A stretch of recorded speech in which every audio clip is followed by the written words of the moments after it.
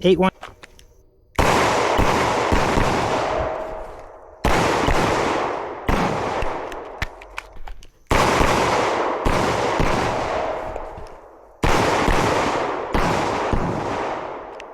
Today we're going over the DPM Systems recoil assembly system for the HK USP Compact, in my case an HK USP Compact 9mm. First off, there's nothing wrong with the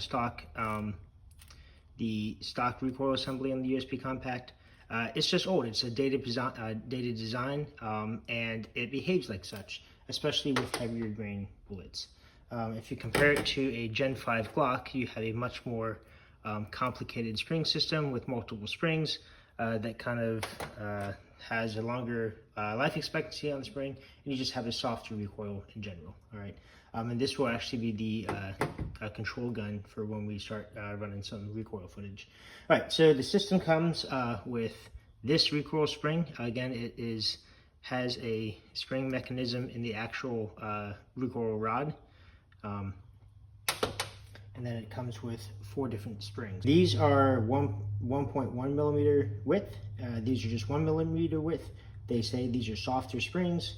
However, these middle two, the shorter, stiffer spring and the longer, softer spring are the same weight total. All right.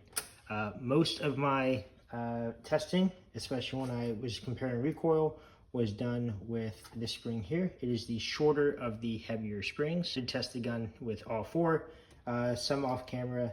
They function. I did have issues with firing one-handed with all 3 of the springs except for the lightest, shortest one, right? Or the lighter of the shortest of the lighter ones. This one here. All right, first off, I'm just gonna test function. So these are the first shots out of this gun with the DPMS spring in it, and this is the heaviest, longest spring. So if it doesn't work, that's fine. I'm actually using Tula, so it's the lightest load, the heaviest spring. I just want to see if it works. You know, the advice on the web page says to try the heaviest, longest first, and then try to make sure that the brass is ejecting at least 7 feet away. And then if it's doing that and the gun's functioning, then that's fine. I'm also going to try to pay attention to the slide coming forward to see if there's any noticeable dip coming down at that. So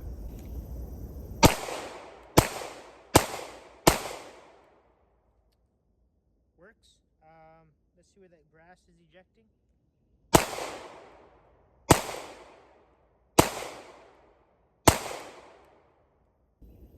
It's working, you know.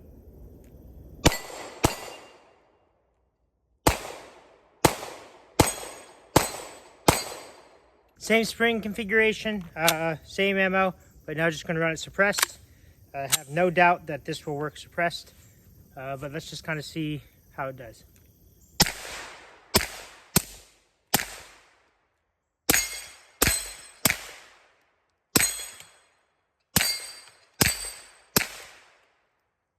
Very pleasant.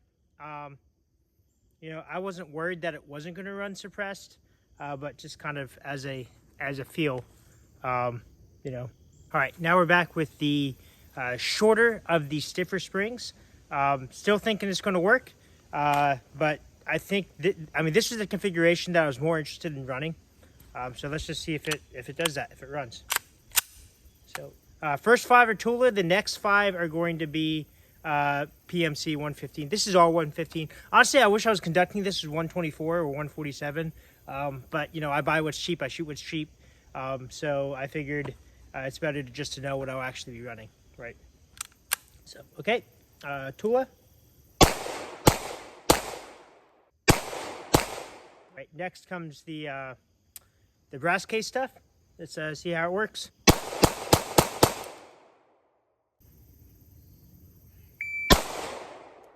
Oh, okay. So we have a malfunction.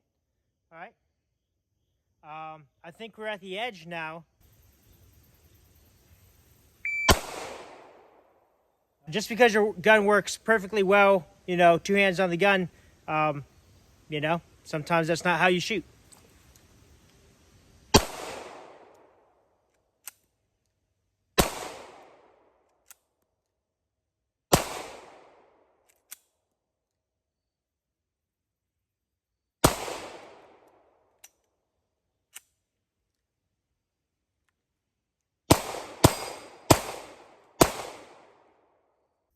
2 amps, which is fine, but you can see it's just coming right here. So we're actually going to have to drop to the softest spring that comes with this gun.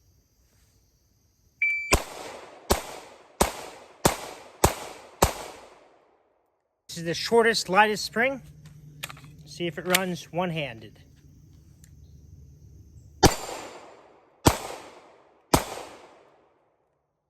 Well enough? Oop, didn't lock back that time. Interesting. A little further, but still right here. All right, it's not going far and wide. I think I'm going to do my testing with that spring weight.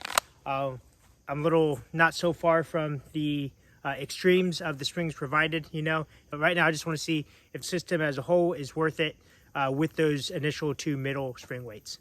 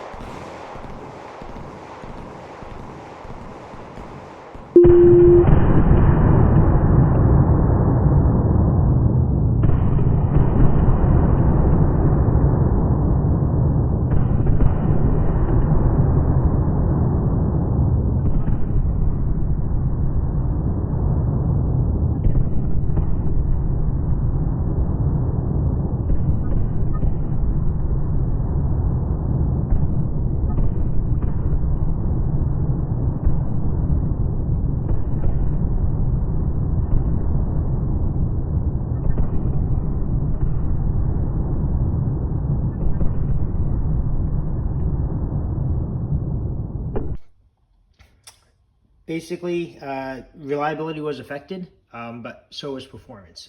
Performance in the good way, reliability in a bad way. Or my conclusions to this is I will be keeping the system. It's just nice having a way to tune the spring based on what I'll be doing, what load I'll be using, whether I'm shooting in a competition or not, or whether I'm running suppressed.